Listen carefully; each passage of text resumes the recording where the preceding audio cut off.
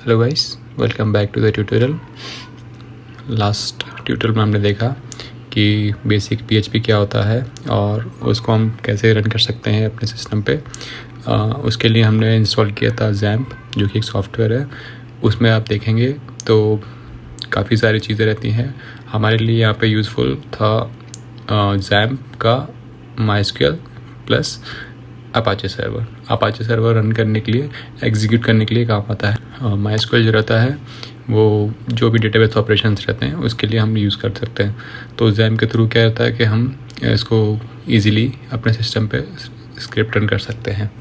हमने जैसे कि आप देख सकते हैं कि यहाँ पर htdocs का एक फ़ोल्डर रहता है जैम्प के अंदर, जो हमारा रूट पाथ रहता है। और जब भी हम ब्राउज़र पे लोकल होस्ट खोलते हैं तो htdocs के अंदर का कंटेंट विजिबल रहता है। ठीक है, तो यहाँ पे आप देख सकते हैं कि काफ़ी सारे फोल्डर्स जैम्प के अंदर हैं जो कि आपको दिख रहे हैं। इसमें से आपको कुछ यूज़फुल है, कुछ नहीं है, बट आपको इतना भी जानने की ज़रूरत नहीं है। आप सिर्फ htdocs पे को ध्यान में रखिए, क्योंकि मोस्टली हमारा जो भी हम वेबसाइट क्रिएशन में हमें यूज़ रहेगा वो htdocs के अंदर ही रहेगा। यहाँ पर आप देख सकते हैं कि आपको जैम्प का फाइल दिख रहा है, जैम्प कंट्रोल। आपको जब भी स्टार्ट करना हो सर्वर तो आपको हमेशा जैम्प कंट्रोल स्टार्ट करना पड़ेगा। आपको अगर वो नहीं दिखता है तो आप यहाँ से एक शॉर्टकट क्रिएट कर सकते हैं अपने डेस्कटॉप पे। तो बार बार आपको जैम्प के अंदर जाने की ज़रूरत नहीं है, आप इस शॉर्टकट के थ्रू भी अपाचे और माइस्क्यूएल स्टार्ट कर लेंगे। यहाँ पे मैं स्टार्ट करता हूँ अपाचे, और क्योंकि हमको माइस्क्यूएल का यूज़ भी रहेगा आगे चल के, तो हम माइस्क्यूएल भी स्टार्ट कर देते हैं। ठीक है, बेसिकली ये मस्ट रिक्वायरमेंट है।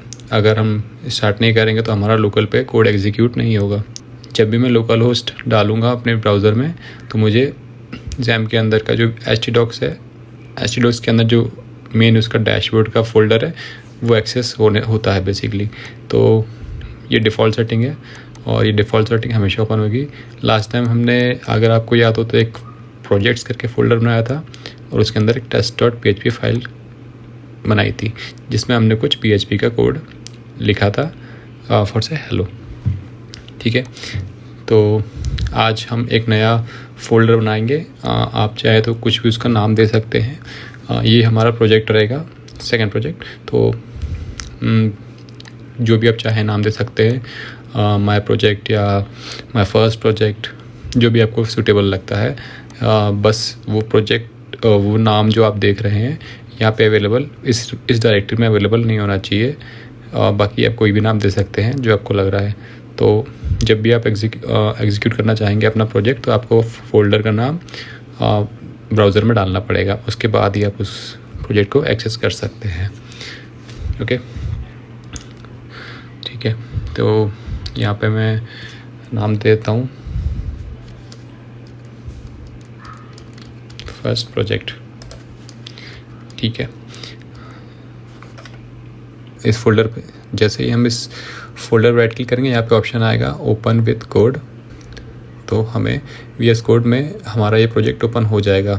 अब हम ये फ़ोल्डर का नाम ब्राउज़र में डालेंगे लोकल होस्ट के बाद, तो हमें उस फोल्डर का एक्सेस दिखेगा यहाँ पे, उसकी सारी फाइल्स। अभी क्योंकि यहाँ पे कोई भी फाइल्स क्रिएटेड नहीं है तो ये हमें एम्प्टी दिख रहा है। तो आप VS कोड में यहाँ पर जाकर एक फ़ाइल क्रिएट कर लेंगे और उसका नाम देंगे index.php। मैंने शायद आपको लास्ट टाइम बताया भी था कि index.php फर्स्ट एक्सेस पॉइंट होता है। तो ये पेज हमेशा फर्स्ट, जब भी हम डायरेक्टरी के अंदर क्रिएट करते हैं तो यही पेज खुलता है। यहाँ पे क्योंकि हमने कंटेंट नहीं दिया है कुछ भी इसके अंदर, तो ये एम्प्टी पेज दिखा रहा है। और जैसे कि हम अगर इसके अंदर कुछ कंटेंट दे देंगे तो उसके बाद वो दिखने लगेगा। यहाँ पर आप देखेंगे PHP, क्योंकि ये फाइल index.php है तो इसमें हम PHP का टैग्स देकर इसको PHP का कोड इसके अंदर लिखने वाले हैं। बेसिकली ये इसका फॉर्मेट है PHP का। इसमें स्टार्टिंग में आपको ऐसे PHP लिखना पड़ेगा और एंड में आपको उसको क्लोज करना रहेगा। ओके, तो अभी हमने एक PHP का कोड लिख दिया है। क्योंकि इसके अंदर कुछ हमने डाला नहीं है अभी, तो ये कुछ दिखा नहीं रहा है। ठीक है, अभी हम इसमें हेलो लिखते हैं। तो आपको लग रहा हो कि मैंने यहाँ पे हेलो लिख दिया तो हेलो प्रिंट हो जाएगा, लेकिन ऐसा नहीं है। ये PHP का फॉर्मेट नहीं है। आप कोई भी चीज़ कोड के अंदर लिखते हैं तो वो डायरेक्टली एग्जीक्यूट नहीं होती है, कुछ प्रिंट करना चाहें तो डायरेक्टली प्रिंट नहीं होता है। उसके लिए हमें उसके कुछ रूल्स फॉलो करने पड़ते हैं, जैसे कि यहाँ पे एक इको करके स्टेटमेंट होता है, उससे हम प्रिंट कर सकते हैं जो भी चाहें। तो यहाँ पर बिकॉज ये एक हमारा स्ट्रिंग है तो स्ट्रिंग को हमेशा हमको डबल कोट्स या सिंगल कोट्स में इंक्लूड करना पड़ेगा, उसके बिना प्रिंट नहीं होगा।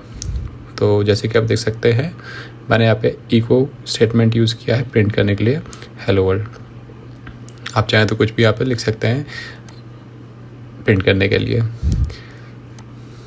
मैं आपको जूम करके दिखा रहा हूँ, हो सकता है आपको नहीं दिख रहा हो आपके स्क्रीन पे, इसलिए मैं आपको थोड़ा जूम करके इसको शो कर रहा हूँ हेलो वर्ल्ड। अभी नेक्स्ट चलते हैं। नेक्स्ट हम कुछ और प्रिंट करेंगे।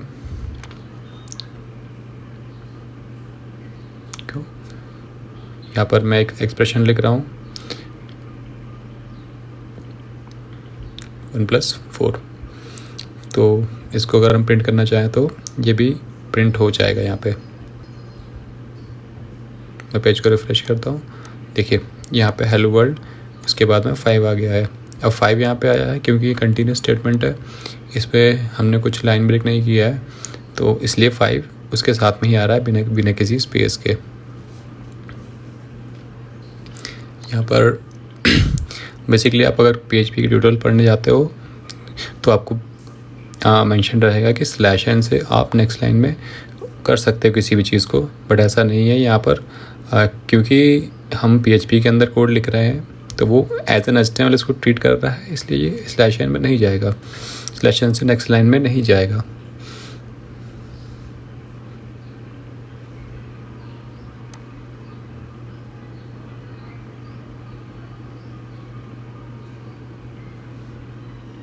नेक्स्ट लाइन में जाने के लिए कुछ और भी तरीके होते हैं, वो मैं आपको आगे चल के बताऊंगा। बेसिकली HTML का यूज़ करके हम नेक्स्ट लाइन में जा सकते हैं, या और भी कुछ मेथड्स होते हैं जिससे हम नेक्स्ट लाइन में मूव कर सकते हैं कंटेंट अपना।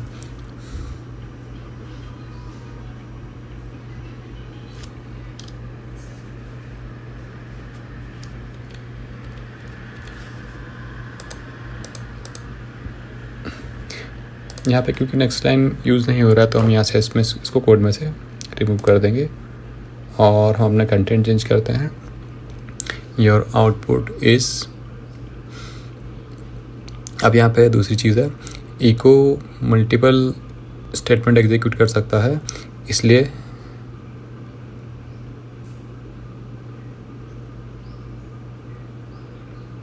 ओके यहाँ पर एक चीज़ है, हम मल्टीपल चीज़ें प्रिंट कर सकते हैं यहाँ पे। आप देखेंगे अगर यहाँ पे तो इको में अगर मैं 1+5 करता हूँ तो क्योंकि हमने इसको स्ट्रिंग के अंदर किया है तो ये नहीं होगा। अब कुछ लोग गैस कर रहे होंगे कि शायद मैं इसको इसके बाहर लिख दूँ या उसके बाद लिख दूँ तो ये शायद प्रिंट हो जाएगा, बट ऐसा नहीं है। अगर हम ऐसा करते हैं तो ये डायरेक्टली हमको एक एरर दे देगा, अनएक्सपेक्टेड इंटीजर। ये इसलिए हो रहा है क्योंकि हमारा जो सिंटैक्स है वो गलत है। डायरेक्टली इको करने के बाद अगर हम स्ट्रिंग को बंद कर देते हैं तो उसके बाद वो सेमीकोलन से उसको क्लोज एक्सपेक्टेड करता है कि सेमीकोलन से इसको स्टेटमेंट को बंद किया जाए। हम चाहें तो डॉट लगा के जो चाहे कॉन्कैटनेट कर सकते हैं। एक बात ध्यान रखनी पड़ेगी, जैसे कि जब भी हम कोई एक्सप्रेशन कॉन्कैटनेट करते हैं तो उसको हमें ब्रैकेट में करना पड़ेगा, जस्ट बिकॉज क्योंकि वो उसे as a float number consider ना कर ले। आगे बढ़ते हैं, ठीक है, ओके। तो दूसरी चीज़ यहाँ पर आती है वेरिएबल की। तो जैसे कि अगर आप लोग ने किसी ने कोई और प्रोग्रामिंग लैंग्वेज पढ़ी होगी तो आपने देखा होगा कि वेरिएबल को डिक्लेयर करने के लिए हमें कुछ स्पेसिफाई करना पड़ता है उसका डेटा टाइप।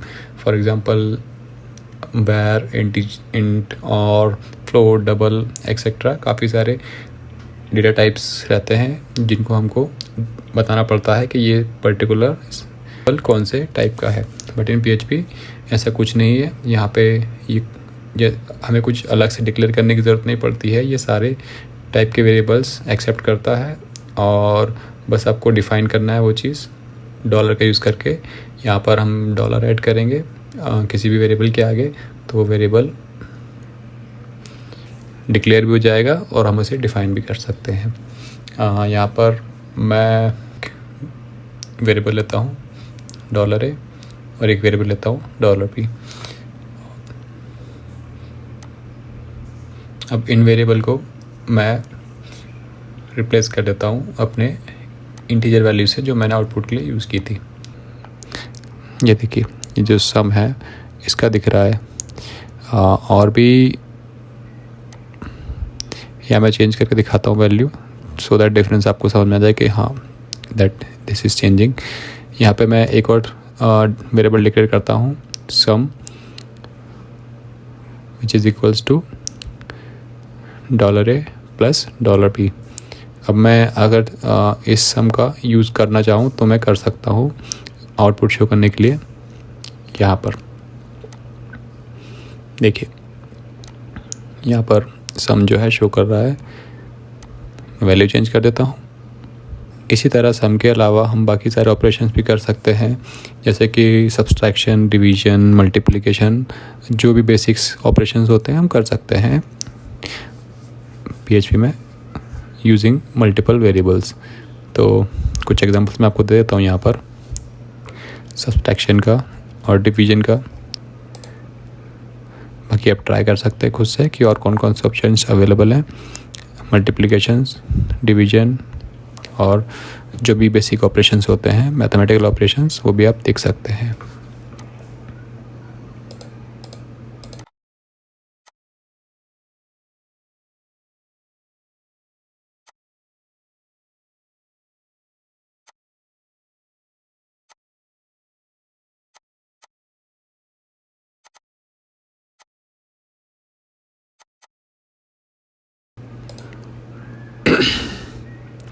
यहाँ पे एक और स्टेटमेंट मैं आपको बताता हूँ।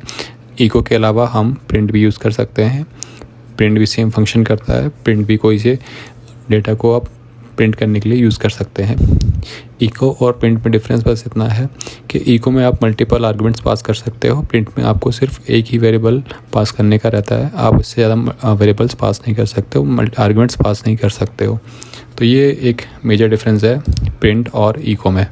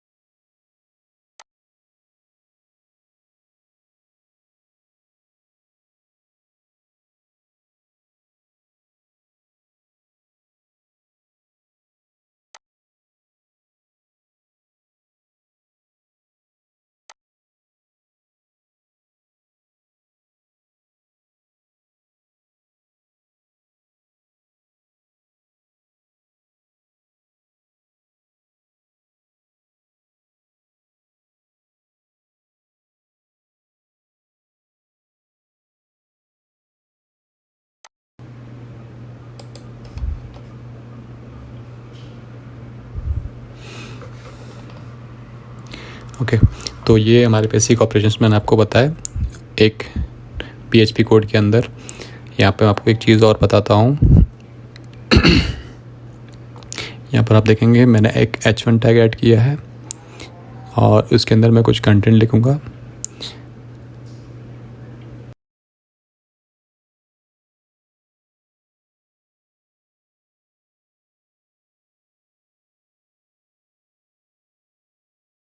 और देखेंगे इसका आउटपुट। देखिए, आप देख पा रहे हैं कि मैंने PHP के बाहर लिखा है कुछ कोड को, फिर भी एग्जीक्यूट हो रहा है। यहाँ पे काफ़ी लोग होंगे जिनको बेसिक HTML आता है, वो